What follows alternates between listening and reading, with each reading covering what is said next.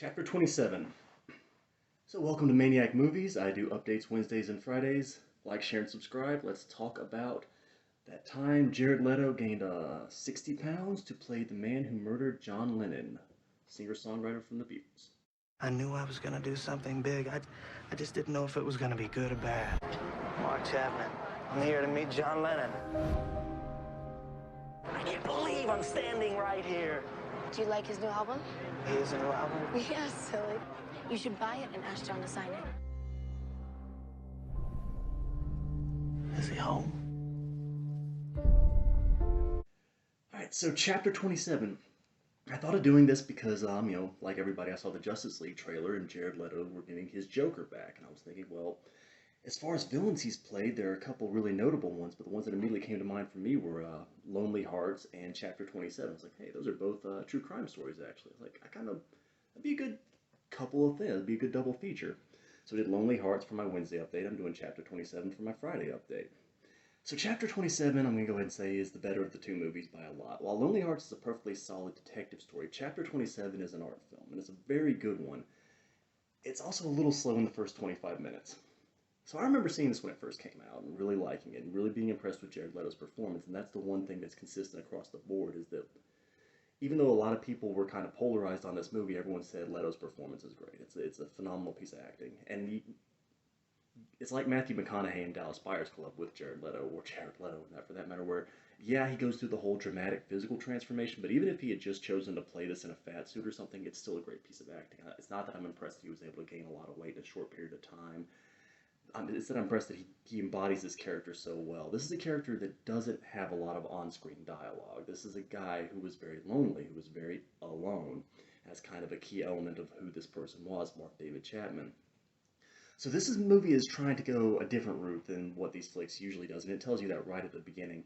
And I will say that the first couple minutes of this movie look like a trailer, which is kind of odd, the way it's cut, the voiceover, everything. It almost feels like that was a producer's note, like, we got to do something big at the beginning or people are going to tune out. Because again, the first 25 minutes of this movie are very slow, but then everything after that is an hour and a half movie, so the next hour is great, it's phenomenal. So if you get through the first 25 minutes, you're home free, because it gets really good from there. But yeah, it tells you right at the beginning of the movie as Jared Leto's character. I keep calling him a character. This was a real person. This is a real person. He's still alive. He's still in jail. But whatever you want to say, Mark David Chapman, he informs us in a voiceover that runs throughout the movie. Yeah, I'm not going to talk about my childhood. I'm not interested in discussing that kind of thing. I'm just going to tell you about the 3 days I was in New York. And that's what he did. He came to New York. He was there for 2 days. Just kept missing John Lennon. He staked out John Lennon's very nice apartment. It was in a very upscale apartment building, the one that Rosemary's Baby was filmed in, and they even mentioned that in the movie. So it's that building, if you've seen the original Rosemary's Baby, that big, giant, beautiful apartment building in New York City. That's where John Lennon was living at the time with Yoko Ono. This was well after the Beatles had broken up, and he was kind of doing his own solo stuff at the time. And Mark David Chapman, on the other hand, was an obsessed fan in the truest sense. So, but the movie doesn't dwell on Mark David Chapman's life before that. This is purely just showing you who he is and who he was and what he did and why he did it. But so anyone who's seen the movies Taxi Driver with Robert De Niro or the recent Joker with Joaquin Phoenix will probably really like this movie because this is very similar to those kind of movies, but not in a way that you feel like there was a rip-off or anything. It's a movie about an unstable loner who does something awful. And I personally find those kind of stories very interesting. I mean, Taxi Driver is easily one of my favorite movies. I kind of want to rewatch Joker because I saw it in theaters and I was like, I liked it, but I didn't love it. But most people did love it, so I think maybe I went in with my expectations a little too high. So I am going to revisit that pretty soon. But yeah, I really do like Chapter 27. And the cool thing about this movie is that you're just watching this guy live. Again, it doesn't give you easy answers. It doesn't say he did this because. It's just watching this lonely, heavy-set guy, and Jared Leto gained 60 pounds. He actually had major health issues because of this. High blood pressure, his heartbeat got irregular. He was in a wheelchair with gout for a little while. So yeah, he suffered for this movie. And Leto's a guy who seems to really like doing dramatic physical transformations from movies. If you'll remember Alexander, the movie about Alexander the Great, where he got really ripped, or Requiem for a Dream or Dallas Buyers Club, where he got really skinny, like scary skinny for Dallas Buyers Club. Like, I swear in that scene where he's shirtless in Dallas Buyers Club and he turns sideways, his waist almost disappears. He's so thin in that scene. Not the case here. He is big in this, but you get used to it very quickly. And a big part of the reason is that he never really looks or even sounds like Jared Leto. I mean, with this kind of lilting Southern accent, the bad '70s hair, and his glasses, and how much weight he can. Like, he doesn't look like he looks like Mark David Chapman. He honestly does. And you're just watching him wander around New York City and this kind of lonely, sad existence that he had. And I recently heard someone say that there's nothing more lonesome than traveling around Christmas, and that's when this takes place, 3 weeks before Christmas. But apparently he ditched his wife, he quit his job, and he just went to New York City. This was the second time he had done it, and he went there expressly because he wanted to see John Lennon. And this movie doesn't make it clear, but he did plan on killing John Lennon from the start. He had actually planned on killing him the last time he had gone to New York and just never got the chance to see him. So when he gets there, he kind of encounters some other fans because he's just hanging outside the big guy's building, and he was there so long the last time. He's on a first name basis with all the doormen, and some of the doormen kind of remember him and humor him, and other ones are just like, "Dude, you're annoying. I'm working. Leave me alone." But he meets this one fan played by Lindsay Lohan, whose name is Jude, which sets him up to be able to quote the Beatles song, "Hey Jude," and that was actually kind of an interesting moment for the movie. It got kind of meta there. And it does make you wonder just how real what he's doing. Because apparently the Lindsay Lohan character is loosely inspired on someone real, but not directly, because all you have is Mark David Chapman's vague memories of this girl he talked to. So who knows just how much of that was real and what wasn't. But yeah, he just kind of hangs around outside the building and he meets this girl, and they kind of talk for a minute, and she's depicted as sort of an awkward fangirl type. And Lindsay Lohan is actually good in this movie. Who knew? I've seen Lindsay Lohan in a few things, and the girl's a terrible actress. And this movie really does lend credence to the theory that working with someone who is great at their job elevates you. Because, like I said, I've seen Lindsay Lohan in that movie Bobby about Bobby Kennedy's assassination. And that movie, she stood out like a damn sore thumb. Because, like, in that flick, you had Anthony Hopkins, you had Lawrence Fishburne, you had Martin Sheen, you had Helen Hunt. You had legitimately great actors in that movie. And then Lindsay Lohan, and she was awful. I Know Who Killed Me, that piece of shit horror movie she was in. She was terrible in that. Like, she is legitimately not a good actress. The Canyon's I'm pretty sure that's going to end up being the last movie she ever makes. That was years ago. That movie the guy who wrote American Psycho wrote. And that wasn't a very good movie, and she was bad in that. But she's good in this, and she and Leto have a good rapport, and what she achieves is that she has this sort of shy, awkward quality where she's sort of into this guy just because he's so comfortable just talking. He can just walk up to someone and just start talking. And the reason is because he's such a weird guy that he's just kind of able to. He doesn't really have that self-conscious quality that a lot of people would have as far as just walking up to a total stranger on the street and starting a conversation with him. On the flip side of that, he's also, throughout the movie, very desperate to make a connection with someone. And that's not for the reason you might think. It's because he's hoping to distract himself from what he knows he wants to do.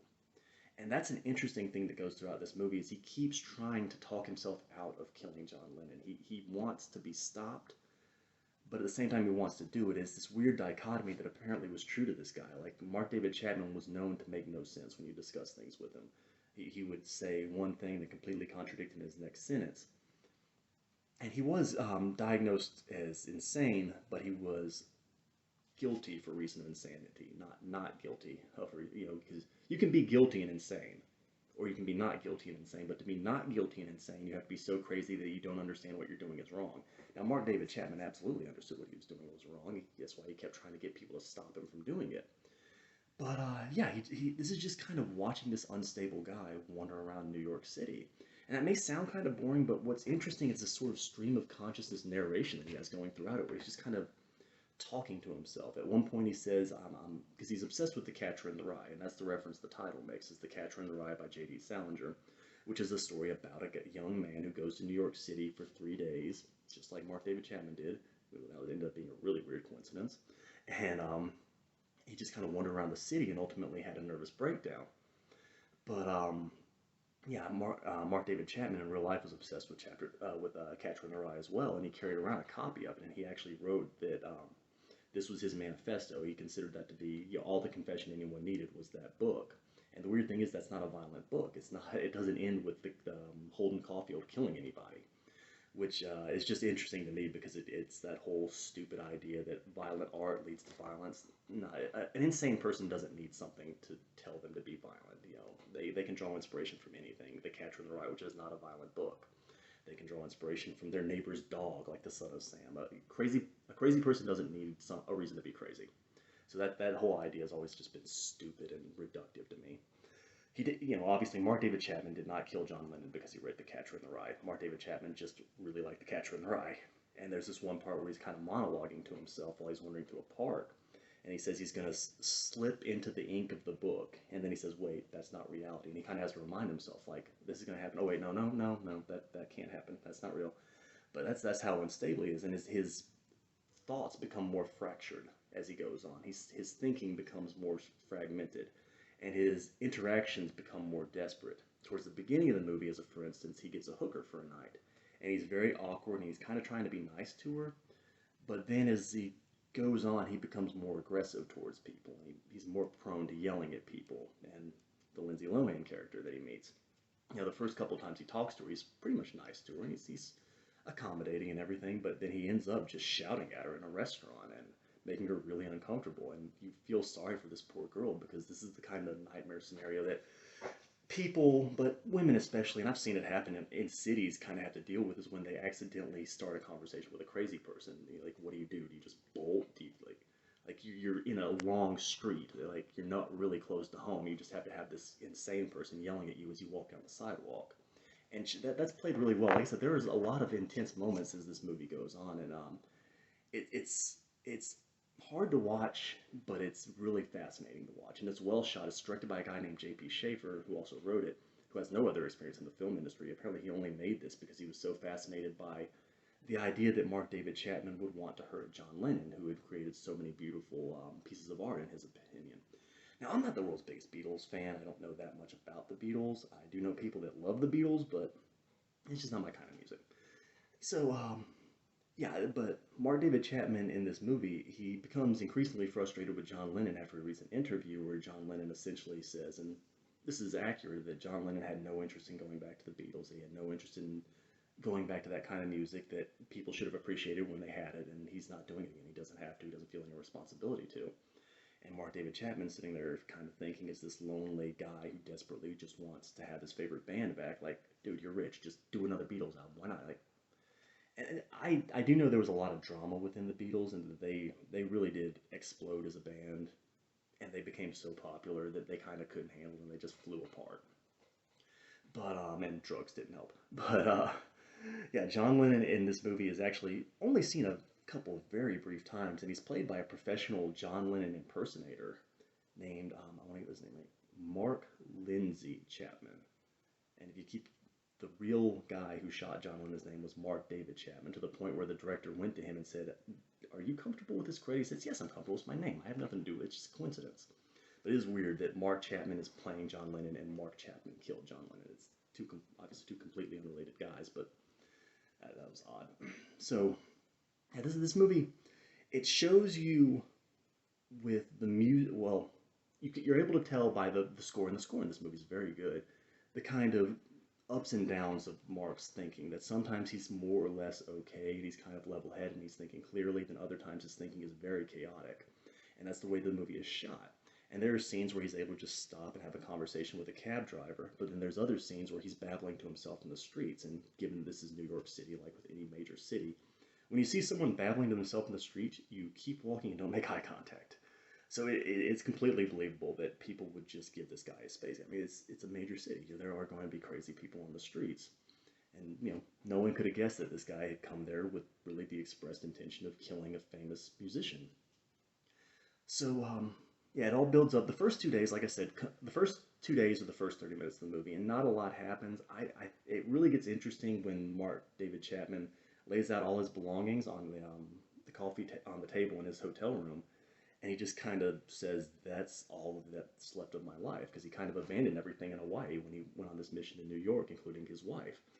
Now, we only hear his wife one time in a phone conversation, and he has, and she tells him he needs to go reaffirm his belief in God, that that's going to be his salvation.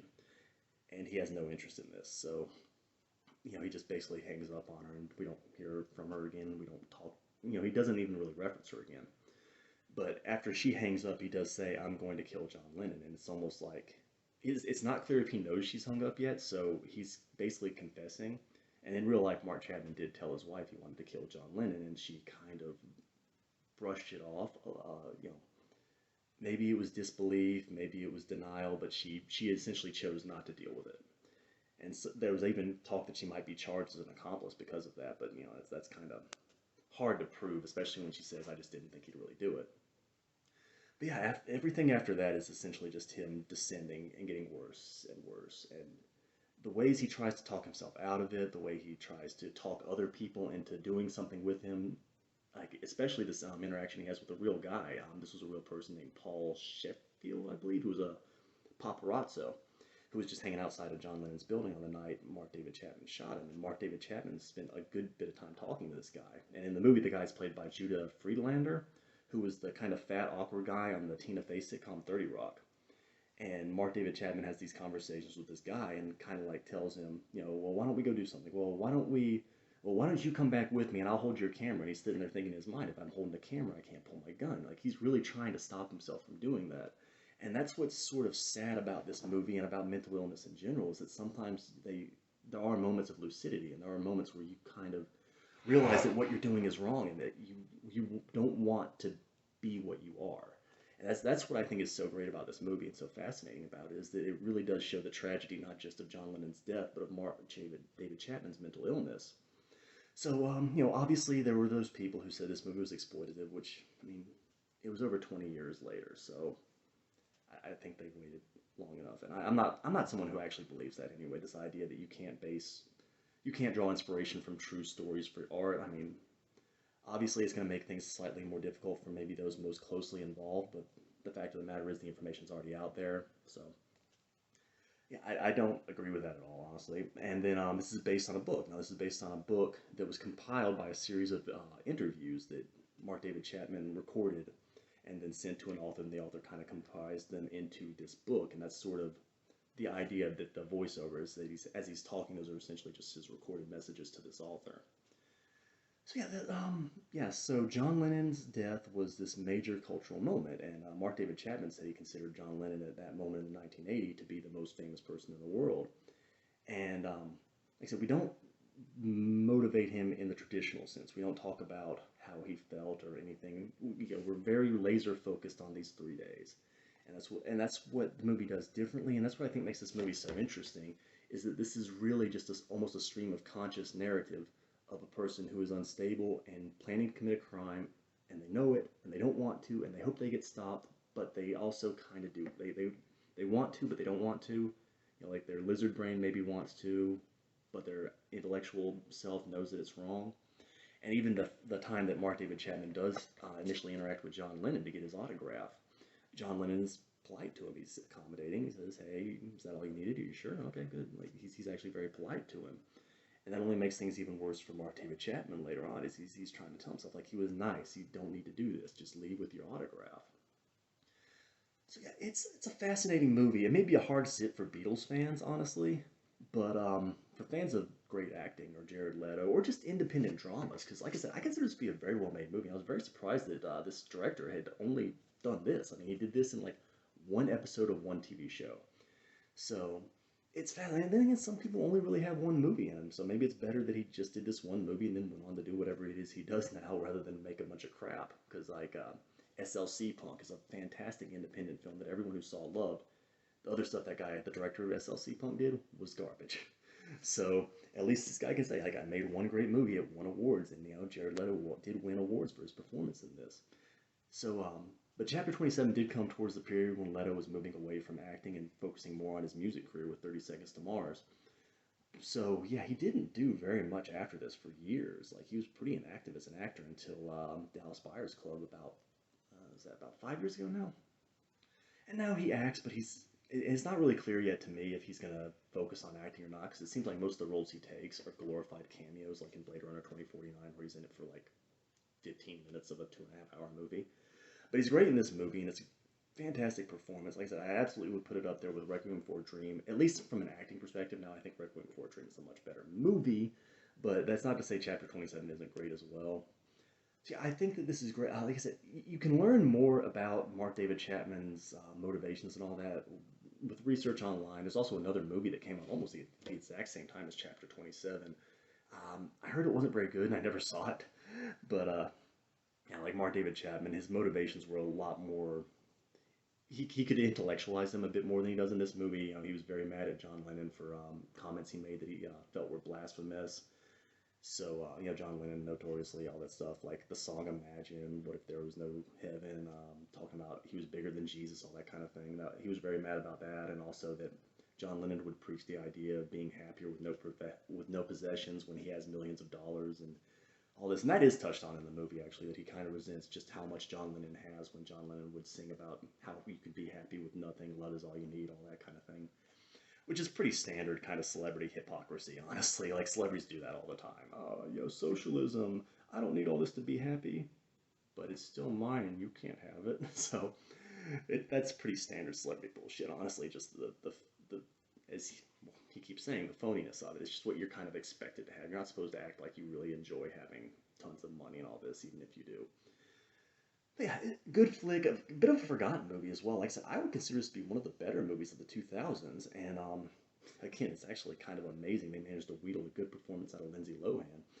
The all-around very good movie, high recommendation. Just you gotta be a little patient with him, but this is very much if you like Joker, if you like Taxi Driver, King of Comedy, Affliction, these kind of clean-shaven, these kind of loner movies, this is a very good one. This is a really good and sort of a forgotten film. It's actually completely free on YouTube right now, so it's very easy to watch, assuming no one copyright claims it. Then I know it's on Amazon Prime. You can probably get the DVD for like $3 on eBay because it's an older movie. But great movie, and I'll be back next week with something.